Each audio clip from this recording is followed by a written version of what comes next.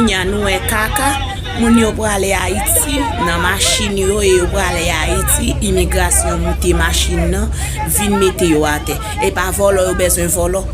Hein? Moun nan prale Haïti ou monte machine pour vin mette la terre. Et pas Haïti le prale, et pas Haïti ou prale volo yo besoin volo l'argent moun ban volé. Ban volo. Bali madame, Bali mettez pour yo. Oui, c'est volo yo. Si moun nan prale Haïti ou pas ka vin mette la terre sous machine qu'il prale Haïti ya. Gardons tintin mes amis nan ki zin moun ye là. Volé yo besoin volo l'argent haïtien comme ça oui. Oh oh. Oh oh. Non, ça pire. Non non, ça pire. Zin ça trop red. Zin ça trop red. Oh oh. Moun nan prale Haïti ou vin monter machine qu'il prale Haïti ya pour mettre la terre. Oh. Et qui côté l'autre ça t'est passé? Gardons tintin messieurs.